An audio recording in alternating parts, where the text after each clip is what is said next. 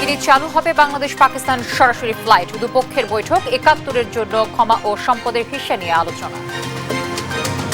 আপনারা জানেন যে পাকিস্তানের পক্ষ থেকে ফ্লাই জিন্না বলে একটা এয়ারলাইন্স, তারা আমাদের কাছ থেকে অনুমতি চেয়েছে এবং সেই অনুমতিটা আমরা দিয়েছি। সংস্কারের নামে কালক্ষেপণ চায়। ঐক্যমত্য কমিশনের সঙ্গে ফের বৈঠকে বসবে বিএনপি। জাতীয় সনদ তৈরিতে কাজ করছে সরকার।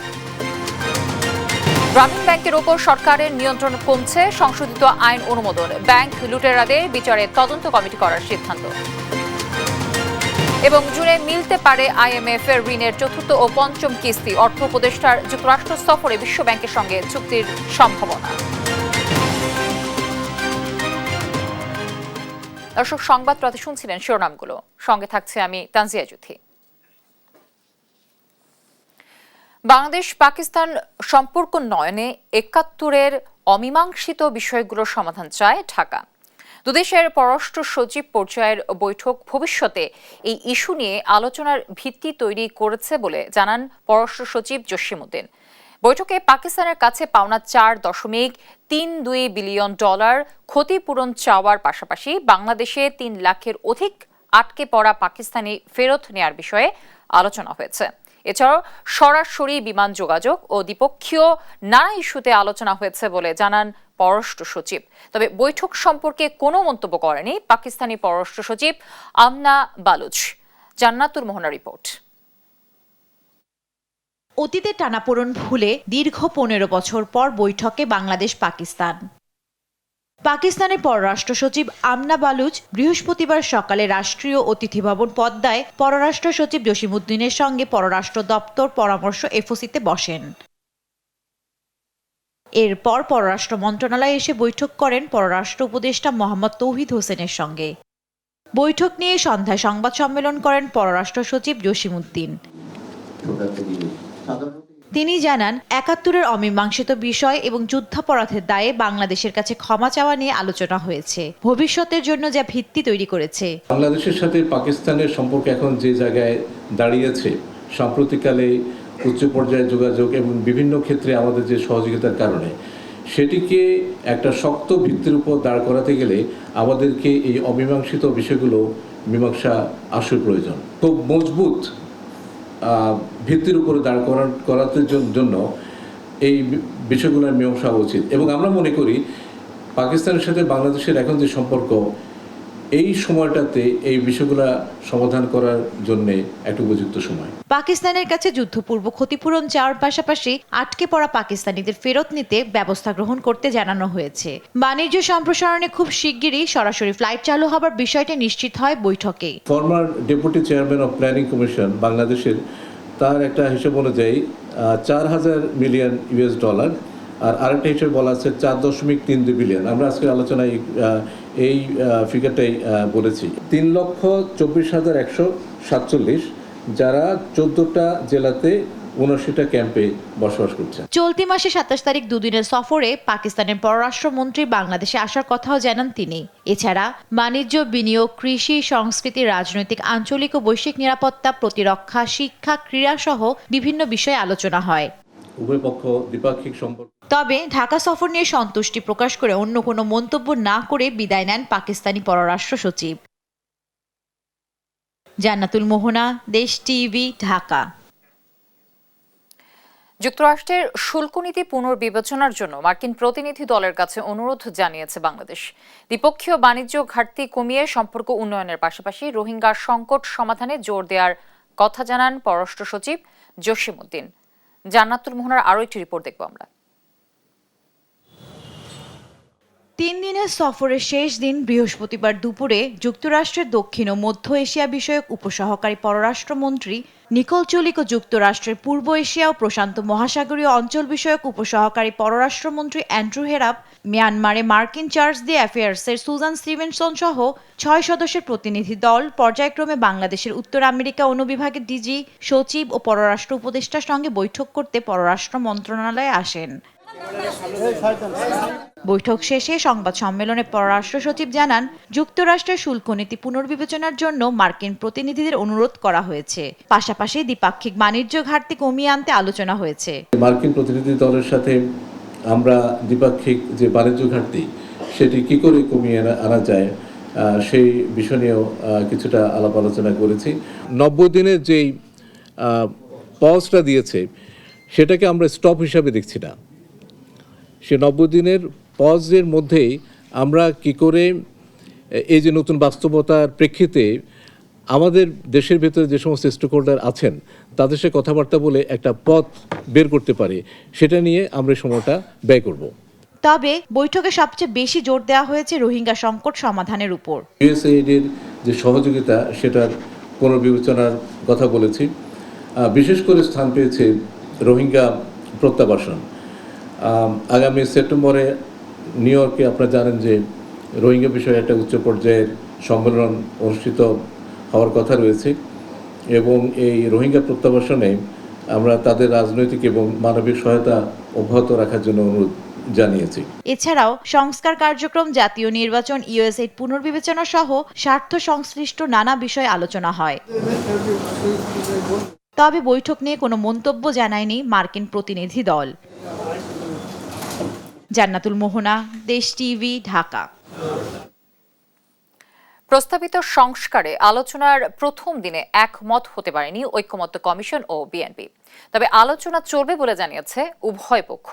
সংস্কারের পক্ষে দলের অবস্থান হলেও বেশি ভালো করতে গিয়ে কালক্ষেপণের পক্ষে নয় বিএনপি, এমনটা জানিয়েছেন দলটির স্থায়ী কমিটির সদস্য নজরুল ইসলাম খান। আর ঐকমত্য কমিশনের সহসভাপতি আলী রিয়াজ বলেন, শক্তিশালী সংবিধান ও গণতন্ত্র প্রতিষ্ঠায় কাজ করছেন তারা। তাইফুর রহমান তুহিনের রিপোর্ট, জানাচ্ছেন মাকদুরা মিতি। বিভিন্ন কমিশনের দেয়া সংস্কার প্রস্তাব নিয়ে জাতীয় সংসদ ভবনের এলডি হলে বিএনপির প্রতিনিধি দলের সঙ্গে বৈঠকে বসেছে জাতীয় ঐকমত্য কমিশন। সভার শুরুতেই জাতীয় ঐকমত্য কমিশনের সহসভাপতি ডক্টর আলী রিয়াজ বলেন, ভবিষ্যতে বাংলাদেশের গণতন্ত্র যেন হোঁচট না খায় সেই ব্যবস্থা করতে চায় কমিশন। আমাদের লক্ষ্য হচ্ছে একটি জাতীয় সনদ তৈরি করা, যাতে করে আমরা বাংলাদেশে একটি স্থায়ী গণতান্ত্রিক ব্যবস্থা প্রতিষ্ঠা করতে পারি। আমরা আশা করছি আমরা আলাপ আলোচনার মধ্য দিয়ে এমন একটা জায়গায় উপস্থিত হতে পারবো যেখান থেকে প্রাতিষ্ঠানিকভাবে, সাংবিধানিকভাবে যা বাংলাদেশের ভবিষ্যৎ পথরেখা নির্দেশ করবে। বিএনপির স্থায়ী সদস্য নজরুল ইসলাম খান জানান, দেশের প্রায় প্রতিটি সংস্কারে রয়েছে বিএনপির অবদান। আগামীর বাংলাদেশ বিনির্মাণেও সংস্কারের পক্ষে তারা। বিএনপির চেয়ে বেশি সংস্কার বাংলাদেশের কোন রাজনৈতিক দল করেছে? এই যে সংস্কার কমিশনের কাজ, আমরা এটাকে ওই দৃষ্টিকোণ থেকে নিয়েছি যে আমরা কিছু সংস্কারের প্রস্তাব করেছি, আরো কিছু ভালো প্রস্তাব আসছে, আমরা সেটা আলোচনা করে গ্রহণযোগ্য হলে, জনস্বার্থে বিবেচনা করলে আমরা সেটাকে গ্রহণ করব। এবং আমরা যে 31 দফা কর্মসূচি বলেছি, এটা কারো কাছে দাবি না, এটা আমাদের এক ধরনের ঘোষণা, এক ধরনের প্রতিশ্রুতি।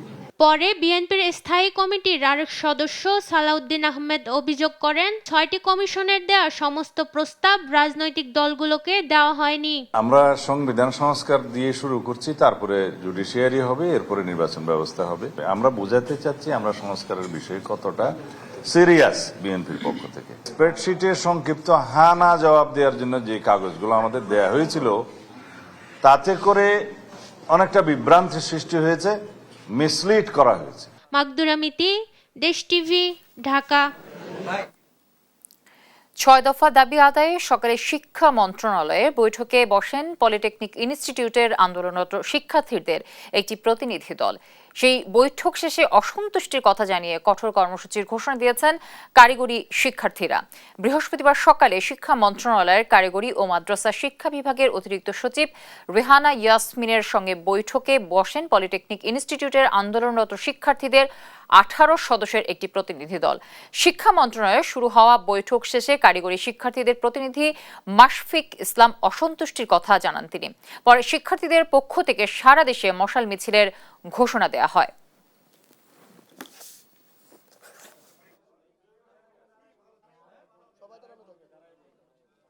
সকল কিছুতেই তারা আলোচনার সময় লাগবে, সময় ক্ষেপণ করার প্রস্তুতি আসতেছে। তাই সেই ক্ষেত্রে আজকের বৈঠকে আমরা কারিগরি ছাত্র আন্দোলন বাংলাদেশ কোনোভাবেই সন্তুষ্ট নই। আমাদের দাবি আদায় না হওয়া পর্যন্ত আমরা যেভাবে আন্দোলন চলমান রেখেছি, আমরা সেভাবেই আন্দোলন চলমান রাখবো। দেখছেন সংবাদ রাত। এখন থেকে গ্রামীণ ব্যাংকে সরকারের নিয়ন্ত্রণ থাকবে 10%, আর ব্যাংকটি চলবে ফিনান্সিয়াল রিপোর্টিং অ্যাক্ট 2015 অনুযায়ী জনস্বার্থ সংস্থা হিসেবেই। বিকেলে রাজধানী ফরেন সার্ভিস একাডেমিতে আয়োজিত সংবাদ সম্মেলনে একথা জানান পরিবেশ উপদেষ্টা সৈয়দা রিজওয়ানা হাসান। বলেন, ব্যাংক লুটেরাদের বিচারের আওতায় নিতে তদন্ত কমিটি গঠনে উপদেষ্টা পরিষদে নীতিগত সিদ্ধান্ত হয়েছে। বিস্তারিত নিয়াজ মোর্শেদের প্রতিবেদনে থাকছে। বৃহস্পতিবার সকালে উপদেষ্টা পরিষদের সভা শেষে গৃহীত সিদ্ধান্ত জানাতে বিকেলে ফরেন সার্ভিস একাডেমিতে সংবাদ সম্মেলনের আয়োজন করে প্রধান উপদেষ্টার প্রেস উইং। এতে অংশ নিয়ে বন ও পরিবেশ উপদেষ্টা রিজওয়ানা হাসান জানান, গ্রামীণ ব্যাংক সংশোধন অধ্যাদেশ, রাজস্ব নীতি ও রাজস্ব ব্যবস্থাপনা অধ্যাদেশ সহ 4টি অধ্যাদেশের খসড়ায় নীতিমালা অনুমোদন দেয় উপদেষ্টা পরিষদ। নীতিগতভাবে কতগুলো চূড়ান্ত অনুমোদন দিয়েছি, তার মধ্যে একটা হচ্ছে সরকারি হিসাব নিরীক্ষা অধ্যাদেশ। বিশেষ করে ব্যাংকিং খাতে যারা অর্থ লুটপাট করেছেন তাদেরকে আইনের আওতায় নিতে তদন্ত কমিটি গঠন করার কথা জানান সৈয়দা রিজওয়ানা হাসান। বলেন, সুশাসন নিশ্চিত হলে আর্থিক খাতে শৃঙ্খলা ফিরবে। প্রাথমিক কাজগুলো হয়েছে, এখন ফিনান্সিয়াল ক্রাইমে যারা জড়িত ছিলেন তাদের ব্যাপারে আমরা তদন্তটা শুরু করার জন্য একটা আলাদা কমিটি গঠন করেছি। কথা বলেন গ্রামীণ ব্যাংক প্রসঙ্গে। গ্রামীণ ব্যাংকে সরকারের নিয়ন্ত্রণ থাকছে মাত্র 10%, আর ফিনান্সিয়াল রিপোর্টিং অ্যাক্ট 2015 অনুযায়ী এটি জনস্বার্থ সংস্থা হিসেবেই চলবে। গ্রামীণ ব্যাংকের মালিকানা, তার যে দর্শন ছিল যে এটা যারা ঋণটা নেবে সেই বেনিফিশিয়ারির হাতেই থাকবে, সেখান থেকে সরিয়ে সরকারের নিয়ন্ত্রণ অনেকাংশে নিয়ে আসা হয়। আজকে যে অধ্যাদেশটা সংশোধন করা হলো তার মাধ্যমে আগে গ্রামীণ ব্যাংক শুধুমাত্র ভূমিহীনদের জন্য কাজ করত, এখন বিত্তহীনদের একটা সংজ্ঞা সংযোজন করা হয়েছে। বৈঠকে অভিন্ন নদীর ব্যবস্থাপনায় আন্তর্জাতিক কনভেনশনে বাংলাদেশ স্বাক্ষর করার সিদ্ধান্ত হয়েছে বলে জানান তিনি। আর বিচার প্রক্রিয়াকে আধুনিকায়ন করতে সিপিসিতে বেশ কিছু সংশোধন আনা হয়েছে, যাতে বিচার কাজ দ্রুত শেষ হয়। 3 জেনারেশন যেন না লাগে, 1 জেনারেশনেই যেন মামলা শেষ করা যায়, সেজন্য সিপিসির কিছু সংশোধনী আনা হয়েছে, যাতে করে যারা বিচার প্রার্থী তাদের সময় কম লাগে, তাদের টাকা কম লাগে। এছাড়া বিচারিক আদালতের যেসব সমন জারি হবে তা টেলিফোন ও SMS এর মাধ্যমে দেয়া হবে বলেও জানান তিনি। আমার ধারণা থাকবে ব্যাংক রেজুলেশন। নিয়াজ মোর্শেদ, দেশ টিভি, ঢাকা। বাংলাদেশকে দেয়া $470 কোটি ঋণের চতুর্থ ও পঞ্চম কিস্তি পাওয়ার বিষয়ে আগামী জুনে সিদ্ধান্ত হবে। বাংলাদেশ সফর শেষে বৃহস্পতিবার আয়োজিত এক সংবাদ সম্মেলনে এসব কথা জানায় IMF এর প্রতিনিধি দল। এদিকে 19 এপ্রিল যুক্তরাষ্ট্রে 10 দিনের সফরে যাবেন অর্থ উপদেষ্টা ডক্টর সালেউদ্দিন আহমেদ। এ সময় IMF সহ কয়েকটি উন্নয়ন সহযোগী সংস্থার সঙ্গে দেশের বাজেট সহায়তা নিয়ে আলোচনা এবং বিশ্ব ব্যাংকের সঙ্গে দুটি চুক্তি হতে পারে বলে জানান অর্থ উপদেষ্টা। বিস্তারিত মোহাম্মদ আলাউদ্দিনের রিপোর্টে থাকছে। 2023 সালের শুরুতে বাংলাদেশের জন্য $470 কোটি মার্কিন ডলারের ঋণ অনুমোদন করে আন্তর্জাতিক মুদ্রা তহবিল IMF। প্রথম 3 কিস্তি এরই মধ্যে দেয়া হয়েছে। বৃহস্পতিবার বাংলাদেশ সফর শেষে আয়োজিত এক সংবাদ সম্মেলনে IMF এর প্রতিনিধি দল জানায়, সবকিছু ঠিক থাকলে আগামী জুনের শেষে ঋণের পরবর্তী কিস্তি মিলতে পারে। Our baseline currently is that the team goes back to DC this weekend. The authorities come to DC starting Monday. I think Sunday night they'll be there. The discussions continue in DC, and if all goes well, then we are expecting before the end of the fiscal year we will do a disbursement. এ সময় রাজস্ব আহরণের গতি বাড়ানোরও তাগিদ দিয়ে দলটি জানায়, বাংলাদেশে পণ্য ও সেবার দাম কমলেও মূল্যস্ফীতি এখনও কাঙ্ক্ষিত পর্যায়ে আসেনি। Carefully calibrating the monetary stance to avoid its premature softening will help anchor inflation expectations, while greater exchange rate flexibility will support price competitiveness, rebuild foreign exchange rate reserve buffers, and strengthen the economy's resilience against external shocks. পরে আইনি সংস্কার আন্তর্জাতিক মানদণ্ড মেনে হতে হবে, সেই সঙ্গে বাংলাদেশ ব্যাংকের প্রাতিষ্ঠানিক সংস্কারও জরুরি বলে জানান IMF।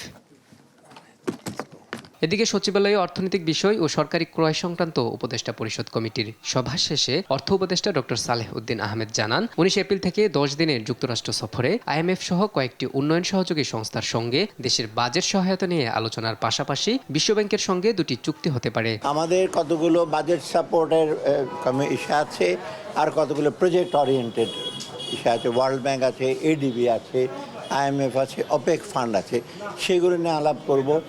2-1টা চুক্তি হতে পারে, ওয়ার্ল্ড ব্যাংকের সাথে। এছাড়া যুক্তরাষ্ট্রের সঙ্গে বাণিজ্য ঘাটতি কমাতে জ্বালানি সহ বেশ কিছু খাতে পণ্য আমদানি বাড়ানোর পাশাপাশি আলোচনার মাধ্যমে শুল্ক কমানোর উদ্যোগ নেওয়া হয়েছে বলেও জানান তিনি। মোহাম্মদ আলাউদ্দিন, দেশ টিভি, ঢাকা। ট্রাম্পের শুল্ক নীতি মোকাবেলায় মার্কিন প্রশাসনের সঙ্গে নতুন বাণিজ্য চুক্তির পাশাপাশি কূটনৈতিক তৎপরতায় জোর দেওয়ার আহ্বান জানায় বেসরকারি গবেষণা সংস্থা সেন্টার ফর পলিসি ডায়ালগ। সেই সঙ্গে ইউরোপীয় ইউনিয়ন ও এশিয়ায় বিকল্প রপ্তানি পথ তৈরির সুপারিশ করেন সিবিডির চেয়ারপারসন রেহমান সুবহান। আলিমুজ্জামান সাফানের রিপোর্ট। বৃহস্পতিবার সকালে রাজধানীর একটি হোটেলে ট্রাম্প প্রশাসনের পাল্টাপাল্টি শুল্কারোপ ও বাংলাদেশে এর প্রভাব এবং প্রতিক্রিয়া নিয়ে সেমিনারের আয়োজন করে centre for policy dialogue CPD. যেটা দেখা যায় যে আগেরটা হলে তবু এক ধরনের সেমিনারে বক্তারা জানান মার্কিন শুল্ক নীতি শুধু বাংলাদেশ নয় বিশ্ব অর্থনীতিকে দুষ্টচক্রের মধ্যে ফেলবে। 90 দিন পর যুক্তরাষ্ট্র কি পদক্ষেপ নেবে সে ব্যাপারে স্পষ্ট ধারণা নেই, তাই বিপদ এড়াতে প্রস্তুতি নেওয়ার আহ্বান জানান সংশ্লিষ্টরা।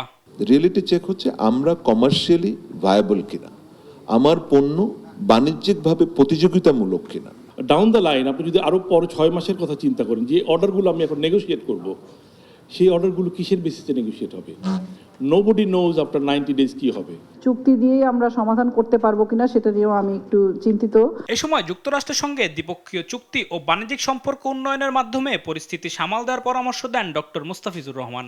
হাই ট্যারিফস একটা, নন ট্যারিফ ব্যারিয়ার্স একটা, ল্যাক অফ WTO কমপ্লায়েন্স হলো আরেকটা। 3টা কনসার্ন তারা সেখানে বলেছে। আমাদের এখানে নো অবজেকশন সার্টিফিকেট নিতে হয় ইনভেস্টরদেরকে 22টা সেক্টরের জন্য, ইত্যাদি ইত্যাদি, করাপশন, ব্রাইবারি, এগুলো বলেছে। সো অবভিয়াসলি আমার মনে হয় যে এগুলো আমাদের not only for our bilateral trade US এর সাথে যখন করব, এগুলো আমাদের নিজেদেরই এগুলো আমাদের অ্যাড্রেস করতে হবে। যুক্তরাষ্ট্রের এমন আচরণে কেবল ব্যবসায়ীরা নয় সবাই বিপদে পড়বে বলে জানান সিপিডির চেয়ারপারসন। বলেন দেশটি থেকে আমদানি বাড়িয়েই পরিস্থিতি স্বাভাবিক হবে না, বরং ইউরোপীয় ইউনিয়ন ও এশিয়ার বিকল্প বাজারে মনোযোগ বাড়াতে হবে। After the negotiations, you don't know what you will be left with, because we don't know whether we will be left with 10% at the end of the negotiations, or we will be left with 20%, or we will be left with 47% as an aggregate tariff. So everyone is operating with unknown variables in terms of what they will have to face. যুক্তরাষ্ট্রের সঙ্গে শুল্ক নিয়ে দর কষাকষি করতে প্রয়োজনে আলাদা wing গঠনের পরামর্শ দেয় সিপিডি। আলিমুজ্জামান সাফওয়ান, দেশ টিভি, ঢাকা। বিশ্বে প্রতি বছর বিরল জিনগত রোগ হিমোফিলিয়ায় কমপক্ষে 20,000 শিশু জন্মগ্রহণ করে। 75% ক্ষেত্রেই এসব রোগী কোনো চিকিৎসা পান না। কুসংস্কারের কারণে এ রোগটিতে অনেকেই চিকিৎসা নিতে পারেন না। বৃহস্পতিবার রাজধানী ঢাকা ক্লাবে বিশ্ব হিমোফিলিয়া দিবসের গোল টেবিলের বৈঠকে এসব তথ্য উঠে আসে। হেমাটোলজি সোসাইটি আয়োজিত এই গোল টেবিল বৈঠকে সোসাইটির সভাপতি অধ্যাপক ডাক্তার আমিন লুৎফুল কবির, সাধারণ সম্পাদক ডাক্তার আদনান হাসান মাসুদ সহ অন্যান্য স্বনামধন্য হেমাটোলজিস্ট বৃন্দ উপস্থিত ছিলেন। এ সময় হিমোফিলিয়া চিকিৎসা সেবা সহজলভ্য করার আহ্বান জানান বক্তারা।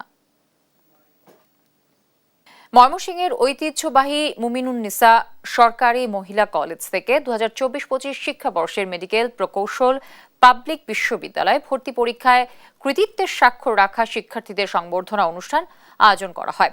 জমকালো আয়োজনে বৃহস্পতিবার কলেজ প্রাঙ্গণে এই অনুষ্ঠান হওয়া এই প্রধান অতিথি হিসেবে উপস্থিত ছিলেন বাংলাদেশ কৃষি বিশ্ববিদ্যালয়ের উপাচার্য প্রফেসর ডক্টর AK ফজলুল হক ভুঁইয়া। ঐতিহ্যবাহী মুমিনুন্নিসা সরকারি মহিলা কলেজ থেকে এবার বিভিন্ন মেডিকেলে 109 জন, বুয়েটে 7 জন এবং অন্যান্য বিশ্ববিদ্যালয়ে 125 জন শিক্ষার্থী ভর্তি পরীক্ষায় কৃতিত্বের স্বাক্ষর রাখেন।